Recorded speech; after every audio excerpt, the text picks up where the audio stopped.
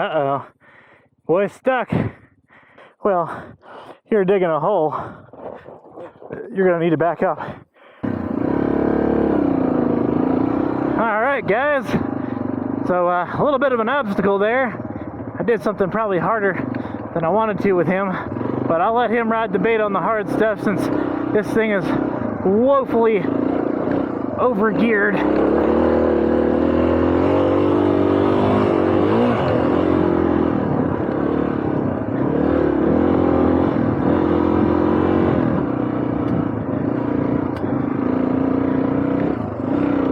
Although I think that was the only obstacle on this one.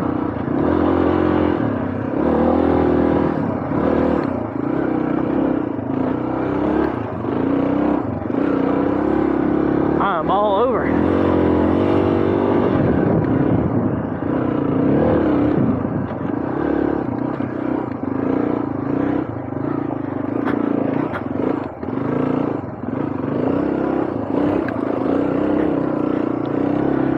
Need to stand up more.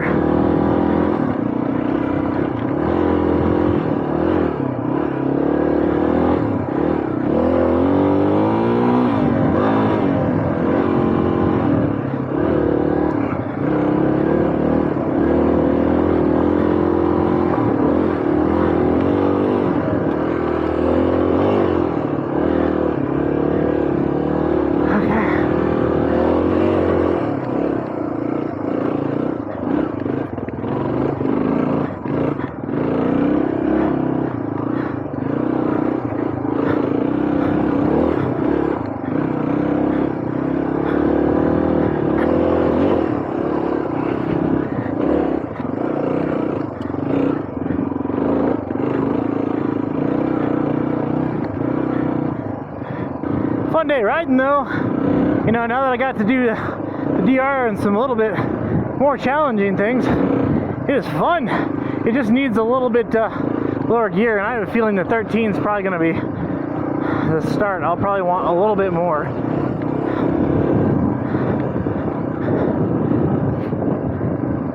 But it made it up that hill. I was real impressed.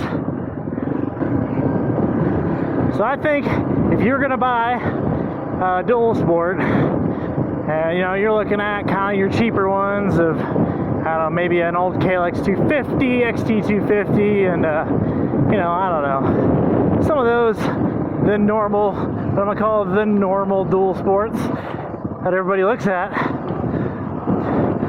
Take a look at the DR350. This is so much better than both of those. I enjoy the shit out of this bike so much more.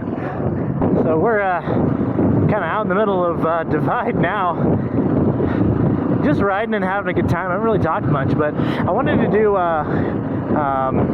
maybe we'll close it, it's a little windy. I wanted to do a you know, is the DR350 still a good bike, and is it worth buying still? And you might already know my opinion on this, but I've had a lot of time on this bike today.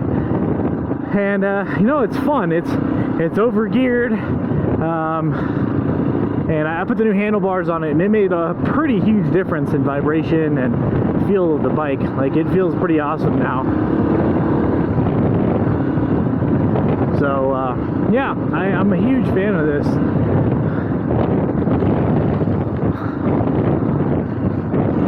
So the DR350 is obviously an aging bike, and the best years to buy are definitely the 98 and 99 model years with the better suspension and blah blah blah.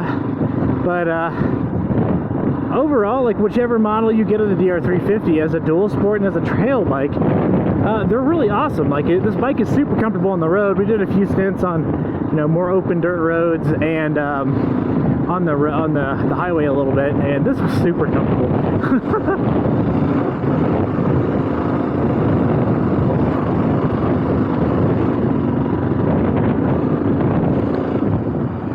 I was lugging it probably more than I should have. This third gear is really tall for that, but and up here I think I'm right around 9,000 feet-ish, so 8,000 to 9,000 feet probably, and the bike definitely feels like it's running rich. So I think I'm gonna open up the airbox and just see what that does for me out here. It'll be lean in town, but up here see those jumps. It's just it's a plush suspension, not really harsh, but just out and exploring, doing trails. You go out here and you spend, let's say you spend $1,500 on one of these. Needs a little TLC. Let's just say you had to throw $1,000 into making it the way you want it, between handlebars, maybe some general maintenance, rebuilding the brakes, or you know, usual stuff, right?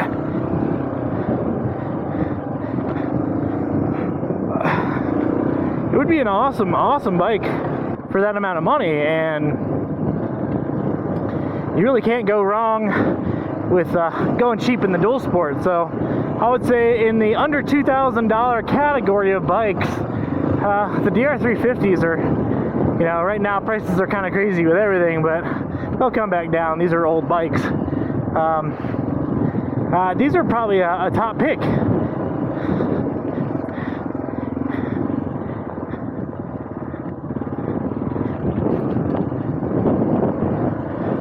I know a lot of times you find them and they're pretty ratted out.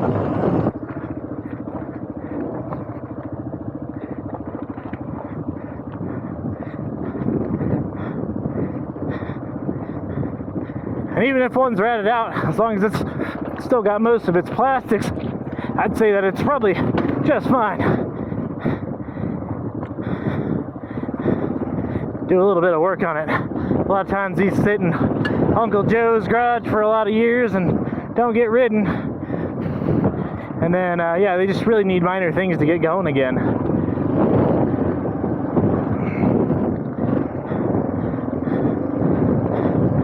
So, I talked about it in some of my others, but I'll go over real quick, you know, some of the specs of the DR. 35-inch seat height. So if you're a little bit shorter, looking for a good bike that's a little bit bigger than a 250, this is it. Good height.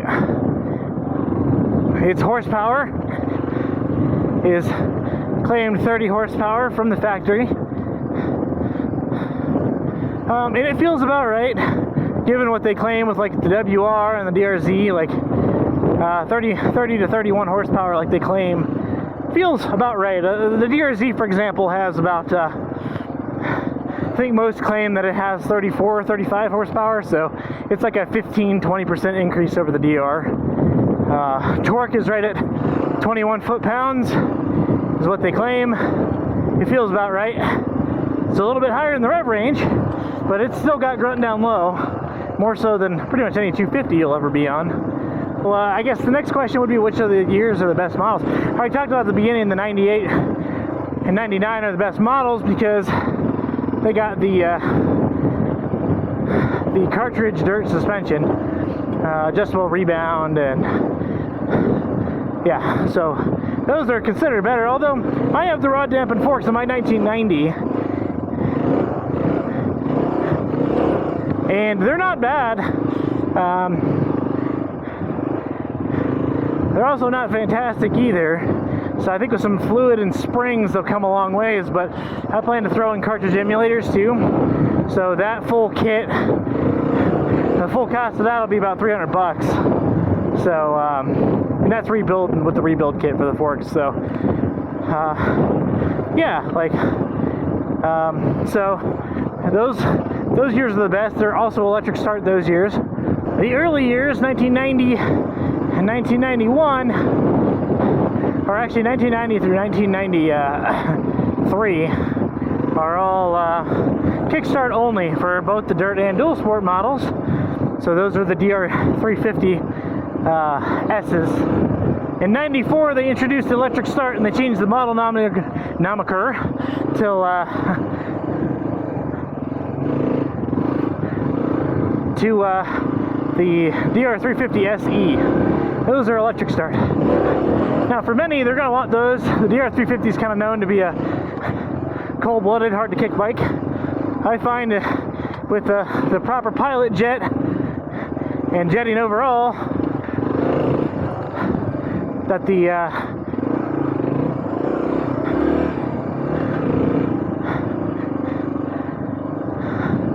DR350 is not bad to kick whatsoever.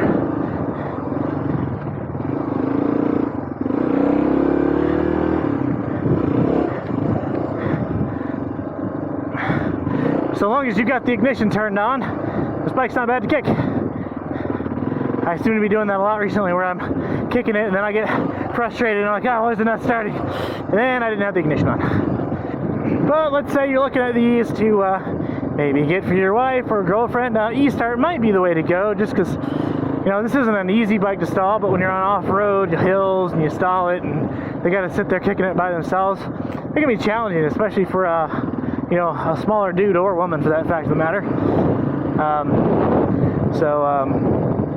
Yeah, that might be a thing. This is definitely my buddy bike, but yeah, the nice shaded parts of the 717. I miss this. Oh, this is a good area. It's not hard. In fact, this is a good area to take out new riders. Not hard. This is why we're out here.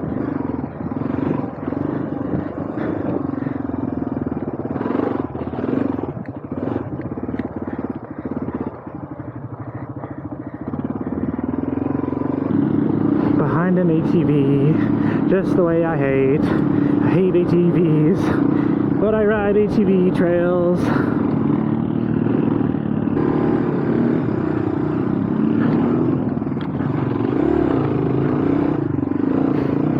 Thank you! DR350 was never intended to be a $10,000 race bike, and it's not. It's very much a dual sport and a trail bike. Those are the only two things that it wants to be. And it does both of those things pretty fantastically, actually. So, if you're a new rider and you want something that's cheap and you don't got to worry about crashing it, there's not a lot of brake to break on them, still got parts availability, then this is it. Don't waste your time with the newer 250s. You'll feel worse about spending more, not having power, and then dropping and breaking them. I'd say this is even a good bike to grow into. As an intermediate rider, I love this thing. So the power band on this bike, regardless of its horsepower numbers, is very linear. It's never peaky, and there's never like an explosive amount of power. The power definitely rolls on gradually. Very controllable. There's lots of torque down low, and there's a little bit of a top end, but this bike really shines as its mid-range. Its mid-range has a good amount of power, like from 4,500 to 6,000.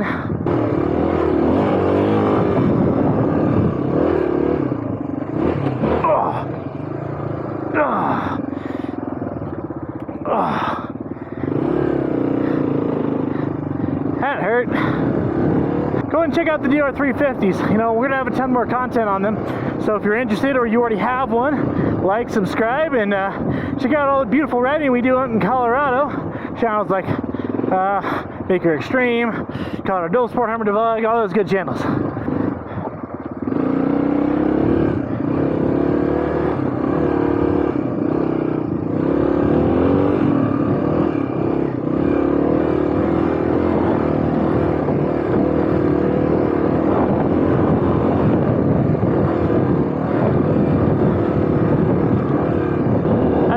Dual sporting is more about getting out here and riding with your buddies and having fun and not having any of the elitist mentalities of, you know, my bike's better than yours, and, you know, maybe poking fun is fine, but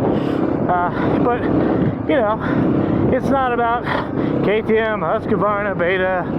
It's about getting out here and riding, having fun, getting done to the end of the day without anybody getting too hurt, and going and getting some beers, you know?